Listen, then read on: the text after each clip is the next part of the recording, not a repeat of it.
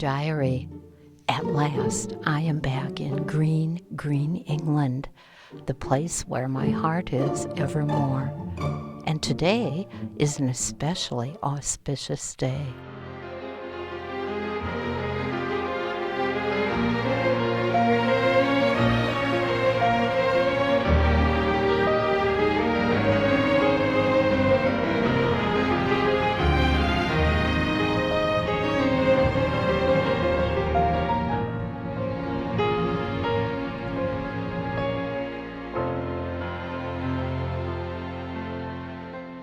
It's my birthday, and we are traveling to Highclere Castle, the setting for one of my favorite PBS programs, Downton Abbey.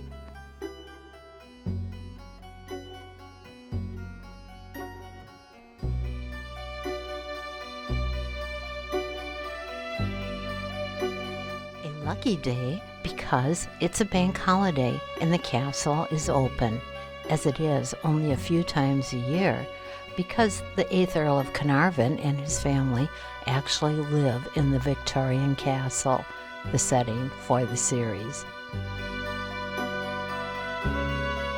We don't have tickets, but we get there extra early, as advised.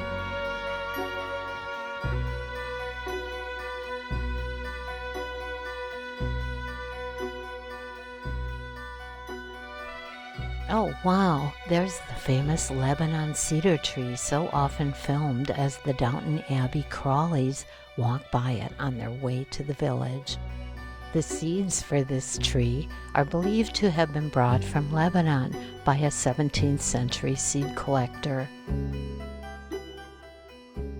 The back buildings, former stables, laundry, and so on, now house, you guessed it, gift shops and tea rooms.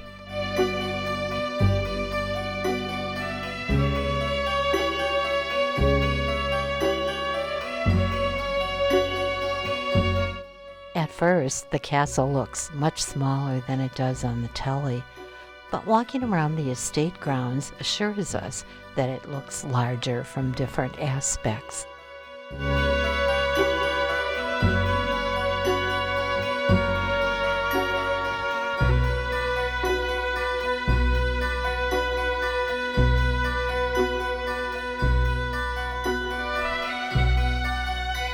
The Victorian facade was designed by Sir Charles Barry, who also designed the Houses of Parliament at Westminster. You can see the similarity. Because we are early, we walk around the Parkland, 1,000 acres with an additional 5,000 acres of farm and woodland.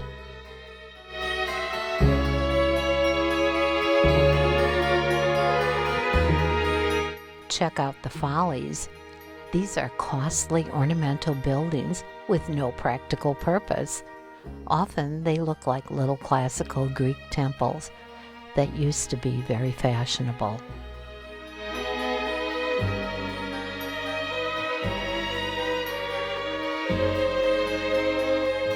Some people like tropical beaches, but for me, some of the most restful places on earth are English gardens.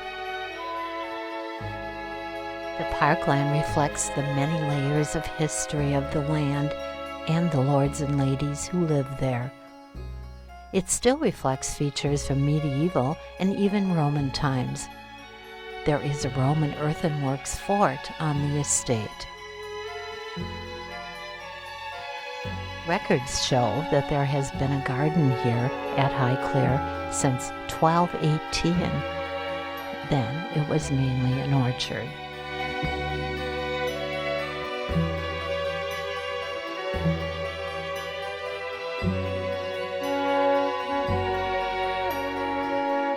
Weirdly shaped topiaries are showcased in the garden.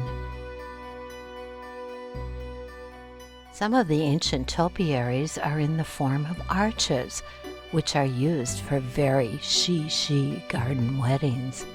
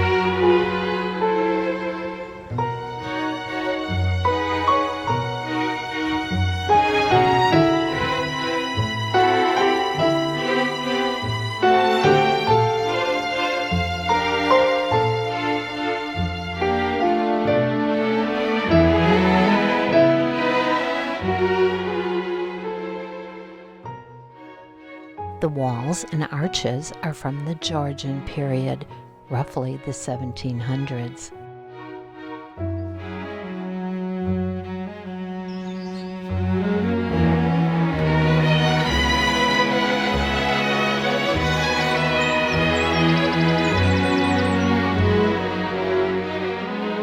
The secret garden evokes images of peaceful afternoons and perhaps romantic assignations.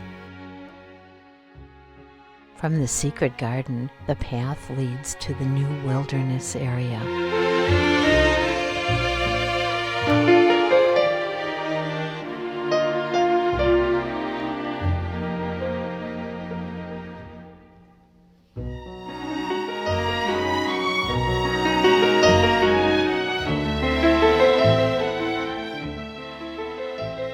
This is an area of trees, and beyond that, wildflowers and native grasses.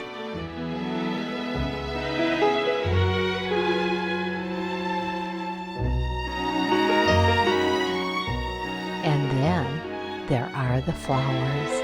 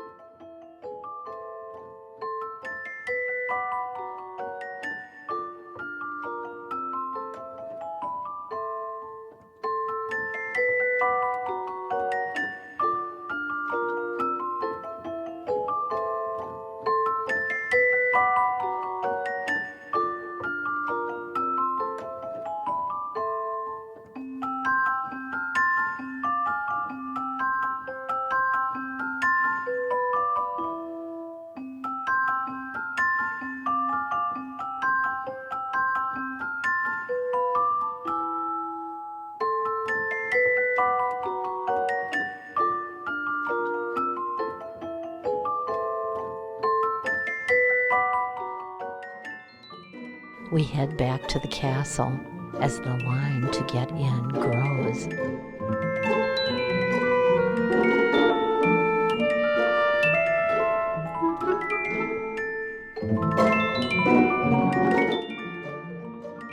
The current look of the house, a Victorian Gothic pile, dates from 1850, with the Victorian exterior replacing the earlier Georgian palace exterior.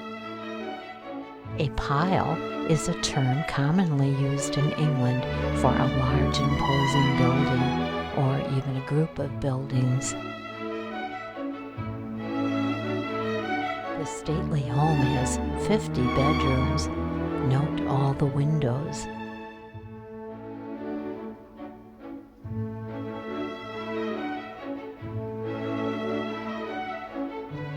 Photography is not allowed in the interior. Okay, so I bought the book, but I can tell you a few things about it from the outside.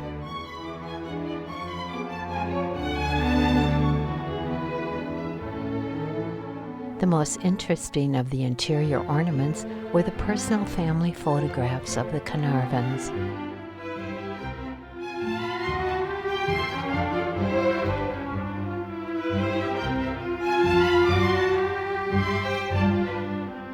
The 7th Earl and Countess of Carnarvon began refurbishing the old castle in 1988, and then it was inherited in 2003 by the 8th and present Earl and Countess of Carnarvon.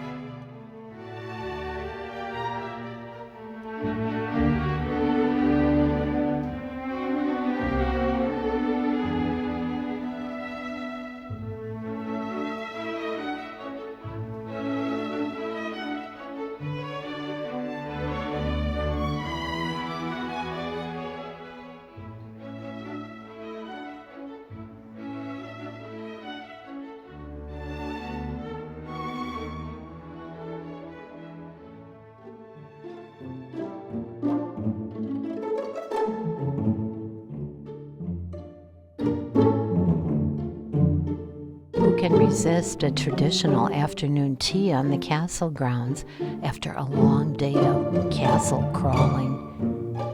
It was so crowded, we literally inched our way through it.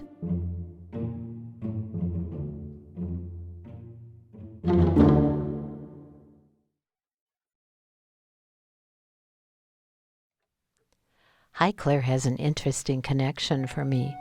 That in the cellars is an extensive Egyptian exhibition because the 5th Earl was an avid Egyptologist and explorer who, with Howard Carter, discovered the tomb of Tutankhamun. Here's the connection. I've not only been in King Tut's tomb in Egypt, but saw the actual collection, which had to be sold to the Metropolitan Museum of Art in New York City to pay off the estate's debts. Suddenly, the story of the discovery became clear.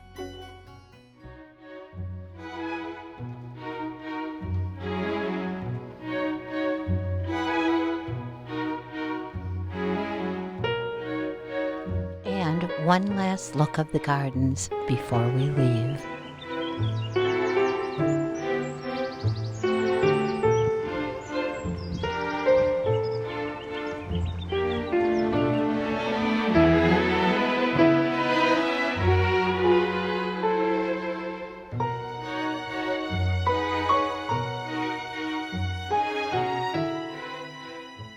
What better image of the English countryside than sheep? Sheep highlighted with black noses and feet to show off the green grasses and the tiny buds of May.